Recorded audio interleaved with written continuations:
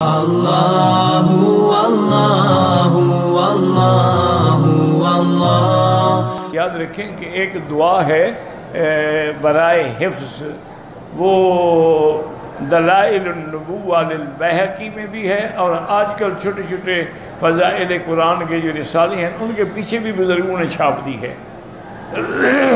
وہ دعا ایسی ہے ماشاءاللہ جو حضور نے حضرت علی کو سکھلائی تھی رضی اللہ عنہ، اور فرمایا تھا کہ ایک جمعرات، دو جمعراتیں، حتیٰ کہ آخر حد 7 جمعراتیں ہیں، تم اس پر عمل کر لو تو پھر زندگی میں کبھی کوئی چیز نہیں بھولو گے۔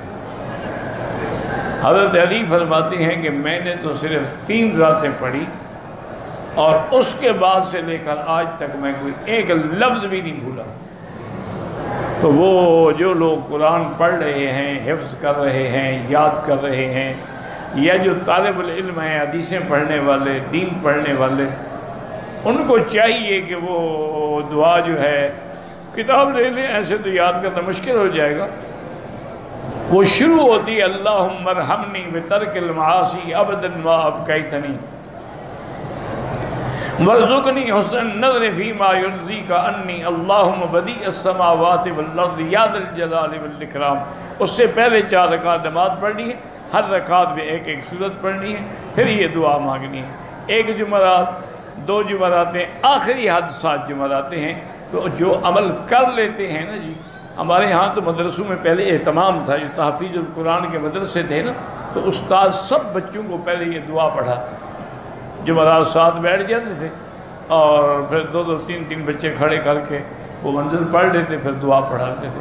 اس کا فائدہ یہ ہوتا تھا کہ وہ بچے جب حافظ بنے تو پھر الحمدللہ ان کو کبھی کچھ نہیں بھولا۔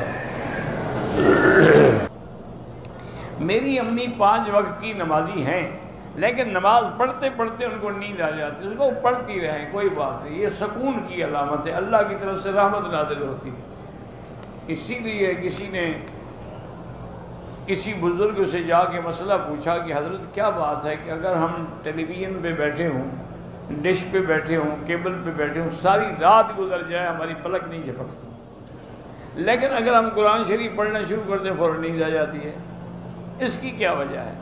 حضرت نے فرمایا کہ بھائی ایک بستر پہ پھول بچھے ہوں اور ایک پہ کانٹے، تمہیں نیند کس پہ آئے گی؟